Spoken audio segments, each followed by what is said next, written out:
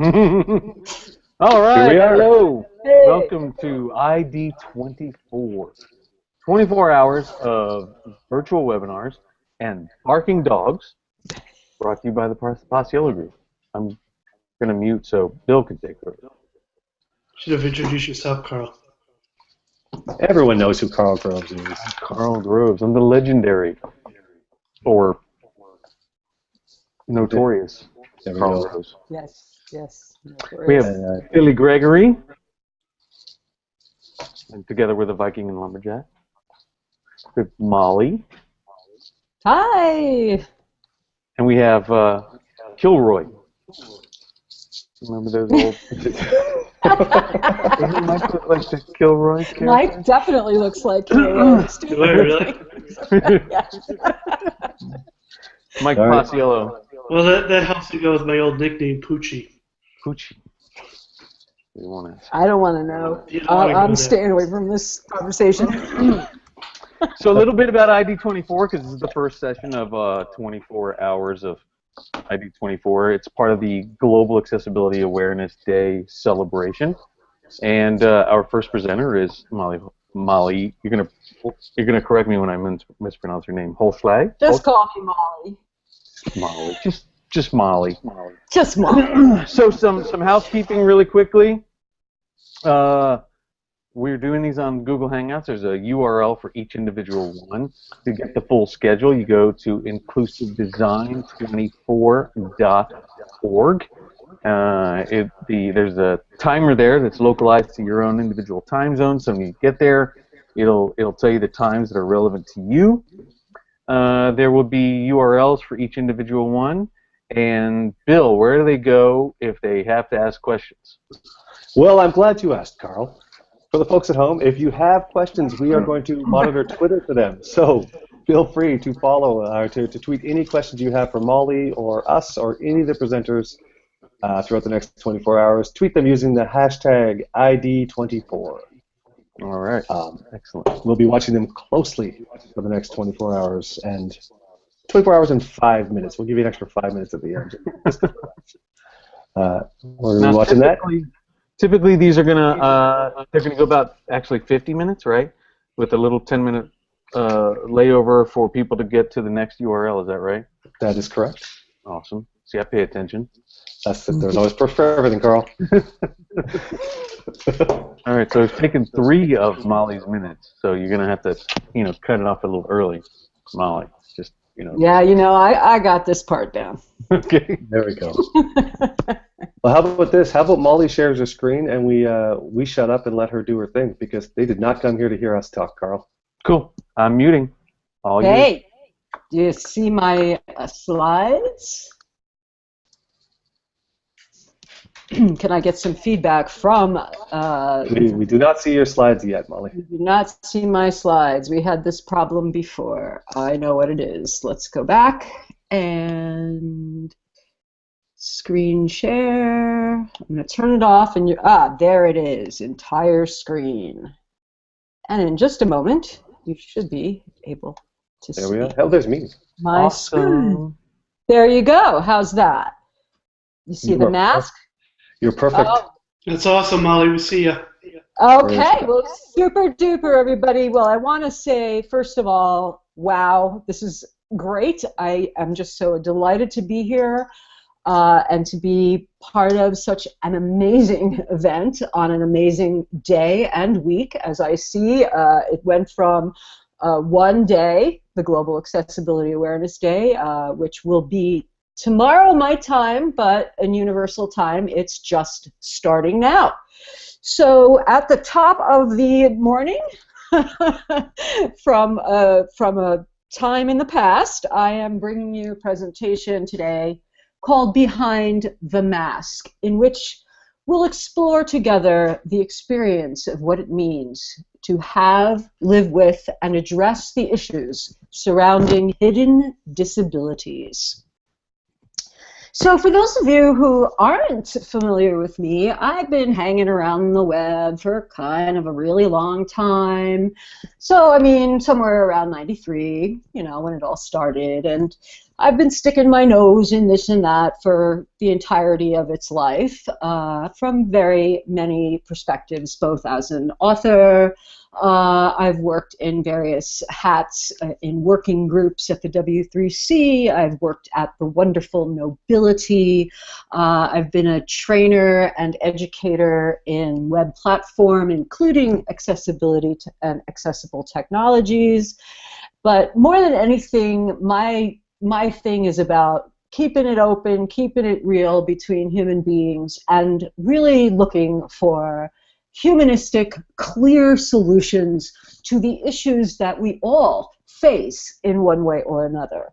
And so that's a lot of what the message that I like to bring to the global forum, if you will, along with my many wonderful colleagues who will describe also social aspects as well as technology in a deep dive, or I know there's just an incredible diversity. We have 24 solid hours here of back-to-back talks that are just world-class. So to be kicking it off is a great honor, and it's been a while for me. I'm just getting back into the swing of things after my own serious illness and long-term disability.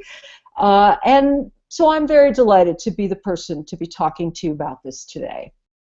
So I thank you for taking the time. So one of the things that really bugs me is this whole concept of normal. I mean, what does it really mean to be normal? So on my slide deck right now, I have just on the left, I have the word normal and a question. What does it really mean to be normal? And an image that says, sometimes I pretend to be normal, but it gets boring, so I go back to being me, which maybe many of you can relate with. I suspect the vast majority of you as creative and technical people will relate to that. So let's take a look at actually the way normal is described in English. It is an adjective, and I find this first part very intriguing. Conforming to a standard. Well, we know a lot about standards on the web platform, don't we? And we also know that standards are fraught with difficulties because one size never really fits all. So when we think about this conformance to a given ideology, how does that really play out in the day-to-day world of our real human lives? I don't know that it can. So let's look at this and then compare some of the things, at least, that I've seen around me. And for those who are visually impaired, I will be describing all of my slides and making sure that there is an accessible transcript available to you as well. So basically, we're looking here at this idea of a standard human being. That's what is the typical and expected human being, right? Well, when we dig a little deeper and we begin to look at the scientific realities of that, we find something very interesting. We find that we are, in fact, very genetically diverse, and that this genetic diversity is by design. It exists for several reasons. One reason it exists is for identification. So family can identify family. Often you'll see in newborn babies, they look very much, especially around the eyes, like their fathers. This is part of that process, identification and ultimately survival of our species. This diversity is important, and it exists in our genetic makeup. It is also subject to change via genetic mutation and heredity, adaptation as we live many years now through various geographical climate changes, as we move around the planet and become a much more globalized society, and the various circumstances that we're up against, and even the environmental problems that we've caused our planet. All of these things play in to what we are turning into tomorrow. We are not necessarily going to stay the same. But the biggest irony that I find when looking at some of the scientific rationale as to what makes normal is that we are the mammals with the least bit of genetic diversity. So, for example, when compared to cats, who are also mammals, there are many greater diverse genetics within the feline realm than in the human realm. Our genetics tend to imply more group across geographical locations. So bottom line is, despite this incredible diversity that is by design and part of our makeup, we are also very much the same, no matter the external expression. So what makes normal? If we are both very different and very much the same simultaneously from a scientific standpoint, what can we honestly turn to define this thing, this elusive idea of normal? So the thing that people define is a set of agreed upon standards as a baseline. Of course, this standard is always going to be based on humans and what they decide and predetermine and judge. And this is imposition involving ethics and morals, belief systems, religions. It is not scientific and empiric fact. It gets modified by human infrastructure and human ways of doing things. As such, I personally am of the mindset that there is truly no such thing as normal, okay? Which would also imply that there is no such thing as abnormal. We simply are as we are.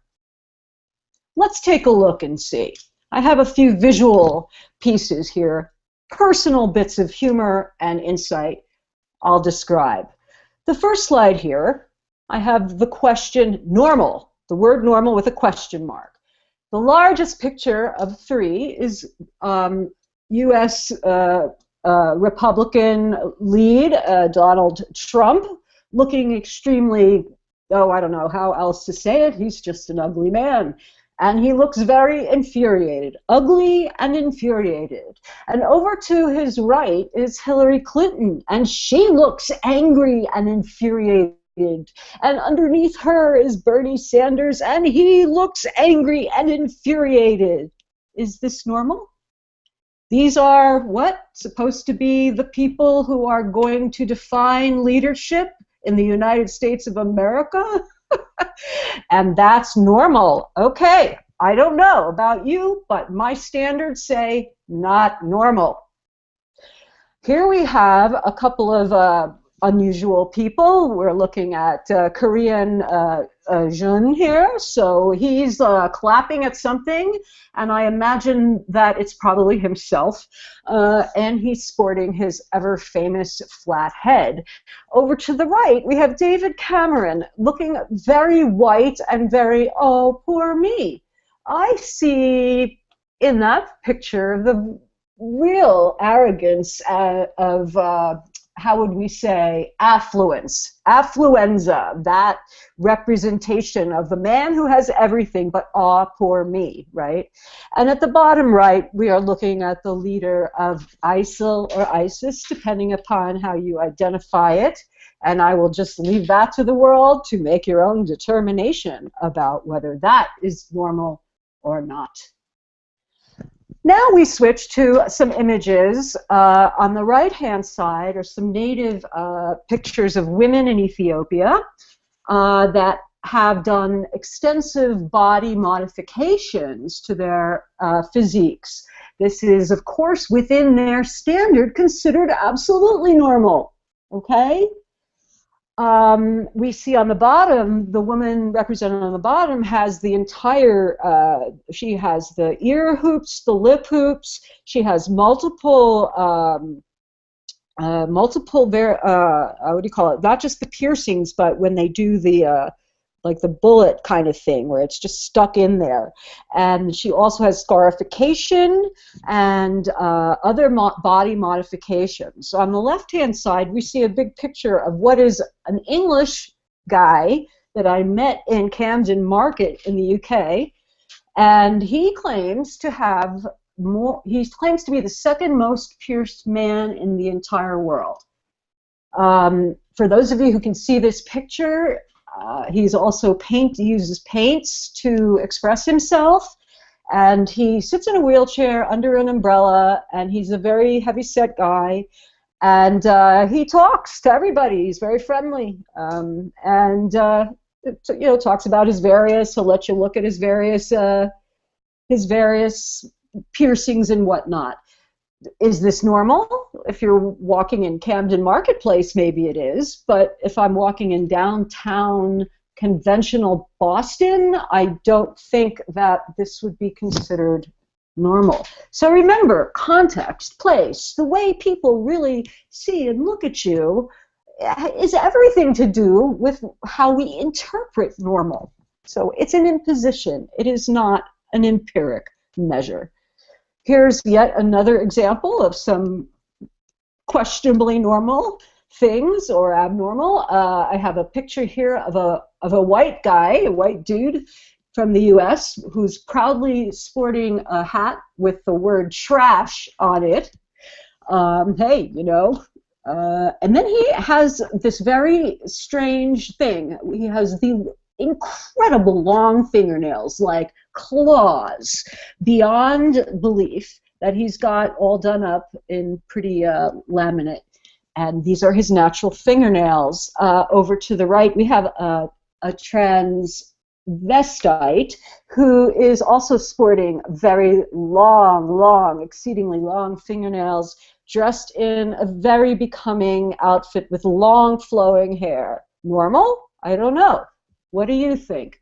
And on the right hand, we have a French, beautiful woman, it looks like to me, and proclaiming on her hand XY, representing the male chromosome. And her hand either looks like it was distorted somehow in an accident or birth defect, or it's a really bad Photoshop job. Whatever. It's all fascinating to me. This is humanity, people. We are weird. So much for normal, huh? Okay. Let's talk a little bit now about hidden and what it really means to be a person with a condition. I really hate that word disability, as many of you know and many of you agree. Conditions. We are all subject to conditions, and I think that's just a neutral term. So I prefer that, but obviously we are communicating here and have to use agreed upon terms. So in exploring these hidden disabilities, first of all, let's define it. What is a hidden disability? A hidden disability, generally speaking, is one where the physical or mental conditions or impairments are not readily noticeable to others. In other words, you're not necessarily going to find a person with a hidden disability using an assistive device, such as to walk with, or a wheelchair, or screen readers, or there's even some question about deafness being hidden. That's probably a deeper argument and discussion for a specific topic. But overall speaking, most will not be immediately apparent to other people. And this is, of course, what the hidden part refers to. So what are some examples of hidden disabilities? Well, there are some major categories that hidden disabilities fall into. The behavioral and mental, quote-unquote, health conditions.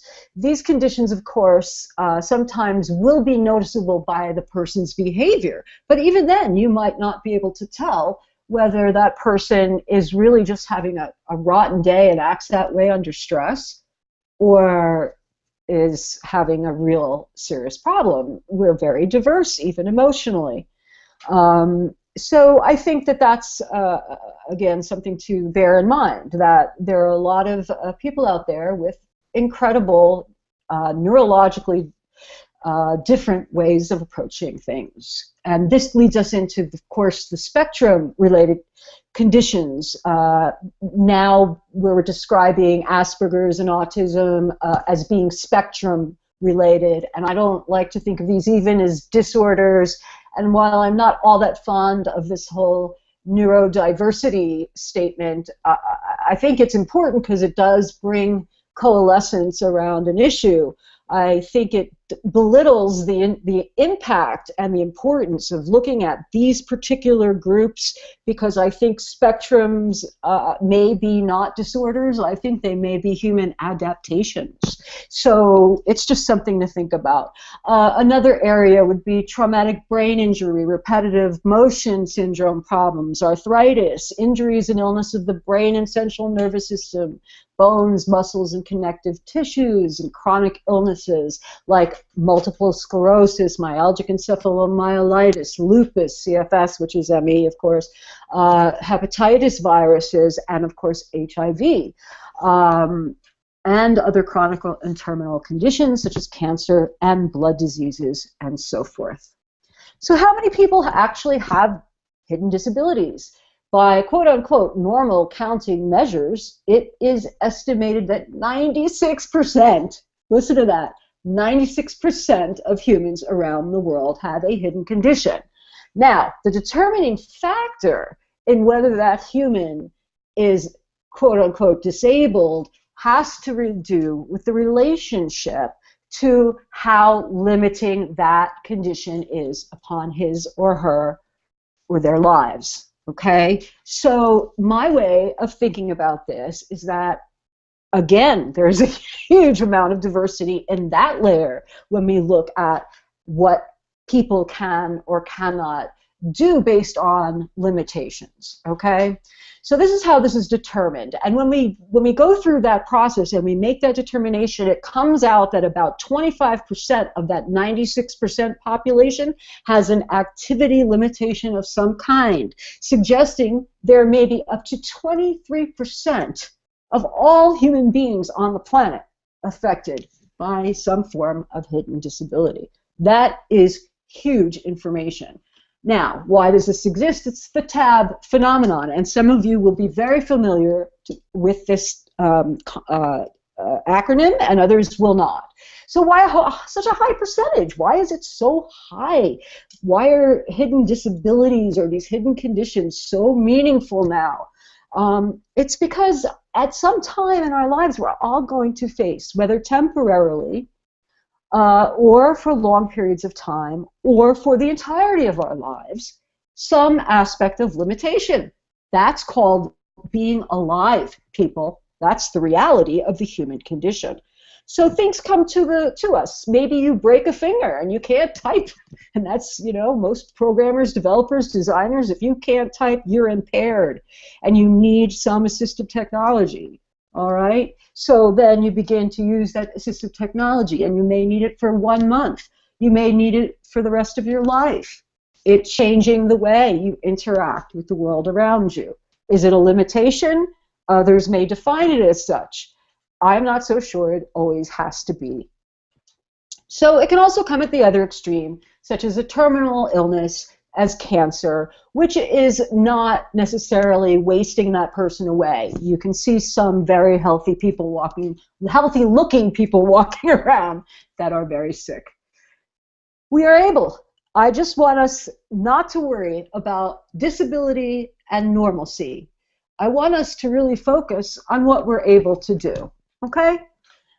So, dis and the dis, and this goes into, a nice segue about some commentary I have on the disability and what that negativity, that I really dislike the disability. So it doesn't mean that we're unable, it doesn't mean that we're incapable, and it certainly does not mean that we are disempowered. So here's one profile, for example, of a hidden disability, and one that is gaining tremendous amount of awareness is autism. And probably some of you out there may even have autism or are close to people that do. There are many folks around the world combining various efforts, experiences. They're sharing their stories, they're sharing their methods, they're sharing all kinds of information about how people with autism and the diversity within autism how many of those issues can be better addressed to provide autistics, who are often quite capable intellectually, and in fact often more than capable intellectually, to be participant in the world. I'm very personally inspired by a young man named Jamie. Some of you might be following him, Spaced Out and Smiling on Twitter, and he runs the website called spacedoutsmiles.com, and you can look at him there for a first-hand look into the life. It's spacedoutandsmiling.com, and you can look there for a great deal of very articulate and detailed insight, methods, and empowering thoughts about becoming independent with autism. And it's just super inspirational. And I have to say, I'm not classified as autistic, yet many of the methodologies that I have read on his blog and have had in conversations, learned in conversations with him, have been extraordinarily useful in my own condition. So there you go. Shared information, it makes us more powerful together. Another profile of a hidden disability would be something like myalgic encephalomyelitis, or CFS. And one of the problems is that with this is that it really came to bear in the 80s, and a great deal of confusion surrounds it to this day. As more and more viral diseases are becoming discovered, they're starting to find out HCV, which is the hepatitis C virus. There are many subsets of that. They have many subsets of the hep viruses are now going out. I think they go up to gamma at this point. There are other oncoviruses, CMV. This is the rise of the virus. These years are getting kind of scary in that regard. And CFS-ME is often related to something that is viral and is not yet known. And one of the things that come up in this particular situation is the lack of medical belief in the condition. So therefore, there is a complete lack of support right on down the line. If your own medical team cannot provide you with that support, how can you then facilitate anything? You are being compromised by that person or those people who are supposed to be there to help you. So there are also extremely debilitating symptoms that go far beyond the concept of chronic fatigue. Most of us feel fatigue, and most of us are chronically fatigued because we work hard, or we like to drink late, or whatever. We go dancing, I don't know. Whatever your thing is, the bottom line is this is a serious illness, and part of its hidden challenge is for people to be understood even at that granular level right out of the doctor's office. They don't even qualify half the time for disability in the United States, and they have to fight very hard to get accommodations. This is the ME Association in the UK. If you want more information on that particular hidden disability, or hidden condition, as I prefer to say, and it's very, I think, useful for those who are interested in looking at yet another resource where people are truly sharing information and working to create awareness as well as solutions for humanity.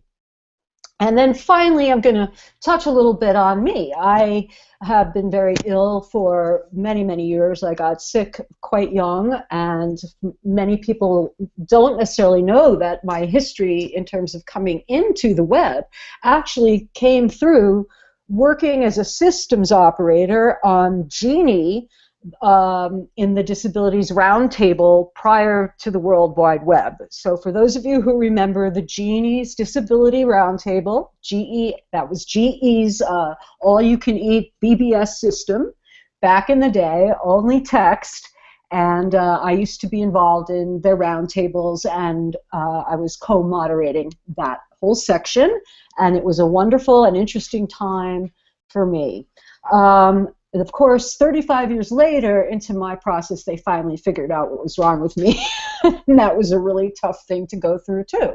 But basically, you see a lot of people walking this earth that you would never know are sick, but that are ticking time bombs, whether it's because they have anemic problems or they have other problems related to blood and bone marrow. And other than very minimal external symptoms, these people can, in fact, be at very high risk. This is what people tell me all the time. But you have so much energy, said thousands of people to me. Do I ask, or is it just a mask? Now I'm going to briefly touch on, as we wrap up, can somebody give me an idea of the time, as I'm not willing to move this desktop, since I understand it is in fact streaming? Feedback from the audience, please. Molly, you got about another 10 or 15 minutes. It's 8:31 on the East Coast. That's perfect. Thank you so much. Okay, so let's continue with this other section and then wrap it up for the evening, for the evening. My evening, your morning, or whatever time of day it is where you are. The other section, this is a very interesting thing that a lot of people don't know about. Many people have heard around the world about. In the U.S., we have something called Section 508 of the Rehab Act, which has been part of the legal push, even more than the Americans with Disabilities Act in some cases, to bring about assistive technology and appropriate accessibility in the World Wide Web. It's very interesting when we take a look at the laws, both, obviously I have the U.S. perspective as I am a U.S. citizen, and that's my particular environment and most known to me, but I do have some global stats as well that I want to share with you. Civil rights for people who have been deemed to have conditions, whether they are hidden or otherwise, under the law in the United States, states that no otherwise qualified individual shall be excluded from the participation in, be denied benefits of, or be subjected to discrimination based on their disability. This is an inherent belief within the canon of the United States. Whether we actually live it, that's for judges to decide. On the global landscape, we have some very interesting evolving perspectives from the United Nations, from other group and health organizations around the world, as well as different philanthropic organizations interested in looking and studying these particular concerns as we move forward. And one of the most important things there is that disability is an evolving concept. It's not the same thing as it was yesterday. And the diversity of conditions and the understanding thereof, it is growing and expanding and changing all the time. So this is not, it cannot be a one-size-fits-all, as we've learned, and it cannot be a one-time-fits-all. We have to adapt with time, okay? Disability results, listen to this is just a piece of such brilliance. It results from the interaction between persons with impairments and attitudinal and environmental barriers. What this is saying in plainer English is that it's not just the physical barriers in the environment. It's human attitude toward your being, whether they can see it or they can't. That is a definitive definition now in the global world, which is fascinating to me and something I think we need to speak more about. Attitudes. These barriers, whether they're attitudinal or environmental, they do hinder those of us with conditions of this nature full and effective participation on an equal basis with others. I don't know about you, but I want them. So there's something, this Section 504, which is the other section of the Rehab Act, addresses U.S. education. And something interesting, along with some other takeaways I want to mention from this section, 504, not 508, is an intriguing thing. It's about perceived disabilities. Listen to this. This is kind of extending on the prior thought. If a person who is known to have an illness that has a negative or other social connotation surrounding it, like HIV, and is being judged unfairly based on that issue, is protected in the U.S. under this particular act. I believe that this applies around the world because many hidden illnesses are misperceived and not necessarily limiting. However, that misperception causes enormous challenges to the person who wants the full support that he or she is entitled to. Okay? So I think that we have to begin expanding our understanding of what these conditions are.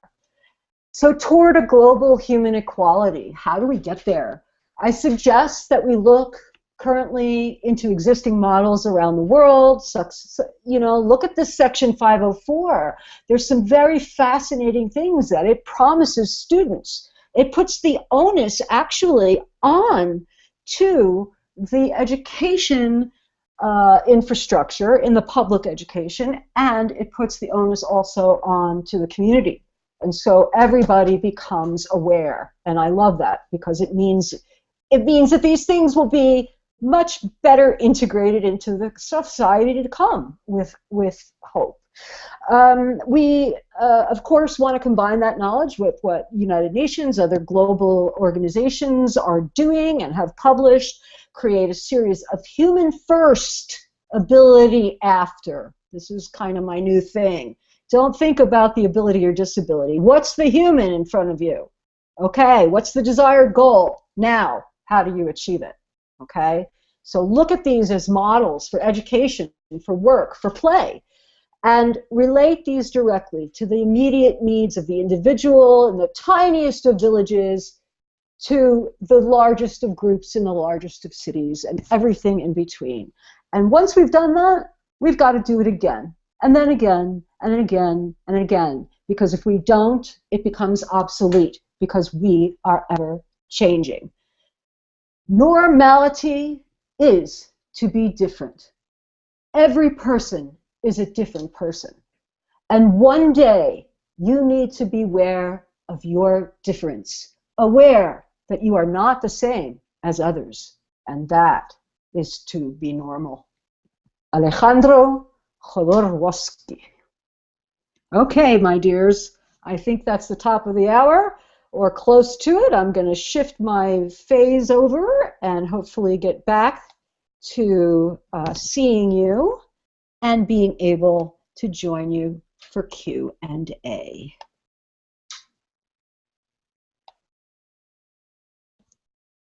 Hello. Hello. Hi, everybody. Wow, it got dark while I was back there. Billy's fumbling with his controls there, I think. Uh-oh. So, I would like to know if there are any thoughts, comments, questions that I could be of help with today. Any feedback? Hashtags. Let's check the hashtags here. Let's see. Why are they falling asleep? It's just starting, you guys. Let's see. Man, it's really... No, Billy's yelling. You can't unmute. Let me unmute you, Billy. First, you have to present to everyone. Oh my goodness. What? Well, we didn't need to hear from Bill anyway. Did we lose him? He's there. I think he's weird. He's hiding. He's hiding from us. I thought that was a pretty compelling discussion. I really liked it quite a bit, and I think this is the kind of message that a lot of people, especially people outside of accessibility, need to hear. Yeah, I agree with you, Carl. I thought it was a great presentation. I'm just going to pretend I'm the voice. Billy, move your lips, and I'll pretend I'm your voice. No, I think I'm back now. You can't hold me down forever. Okay, wait. Who's responding and what? I'm sorry, I'm kind of missed it and all the kerfuffle. Molly, the weird voice is me, Mike.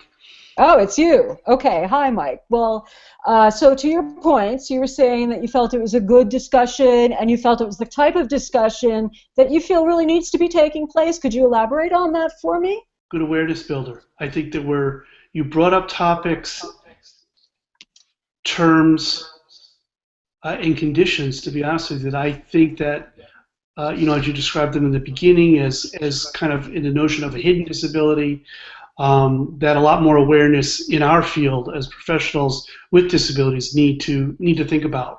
Never mind the fact that most of us are technologists. Those that are listening in are in the same area, so in one shape or another. User experience is a big thing for all of us, and I think a lot of what you talked about spoke to the personas of their user experience. Well, thank you. Actually, Mike, that's very true, because that's exactly what I tried to do a little of, to show you just glimpses. Clearly, there's a huge amount of work and study that needs to be done. It's a wide open area, but I think it's quite fascinating because we're looking not just at a game changer for all people, but for perhaps an underrepresented majority that we really didn't realize. You know, people benefit from assistive technology. And another point to that is that often what is developed for assistive technology is beneficial to other people. So I think that breaking down the sides of dis and abled opens up the platform for also equal discourse. And that at least is my idealistic hope. Yeah, I agree. Any other questions or concerns, feedback from the audience? Otherwise, I'm going to hand it back to you guys and reorient myself somewhere cozy where I can be ready to watch the next speaker. Well, I don't see any questions, but I would like to add my own 2 cents in that I thought the talk was fantastic. I do believe that you represented sort of an underrepresented group. And, you know, we often hear about hidden disabilities, but I don't think I've ever heard anyone talk about them so eloquently. So I would like to thank you for that. And I would also like to welcome you back, because we did miss you while you were away. And we're really glad that you're back, and seeing you online again and seeing your smile was, you know, the highlight of my night. My cat has even tried to jump up and make an appearance in behind and clean himself. Hi, Kitty. Hi, Kitty. So yeah, I just wanted to. It was a fantastic talk, and thank you very much. Thank you. Thank you so much. Oh, that just makes my heart so warm and wonderful. Thank you. I'm so glad to be back amongst wonderful people. I missed you so much. Thank you. Well, here's to many more talks. Okay. Bye, everybody. You have a terrific, terrific Global Accessibility Awareness Day. Here we go. All right, so coming up at the top of the hour, who do we have next? We have Amelia, I think, is up next. Is she not? Yes, we have Style of Substance with Amelia, and we will be switching over to the next Hangout in just a couple of minutes. Just a reminder to everybody, if you do want to tweet and ask any questions, just use the ID24 hashtag on Twitter. We are monitoring that and keeping a close eye on that. So we look forward to hearing a lot from all of you over the next few hours. On that note, we're going to end this one. We're going to shut this one down, and we're going to move on to the next one. So we'll see you at the top of the hour at the next URL. You can check out inclusivedesign24.org for all of the URLs. Make your list and pick your sleeping times wisely. I heartily suggest you don't sleep until tomorrow night, but that's up to you. All right, we'll see you in a few minutes.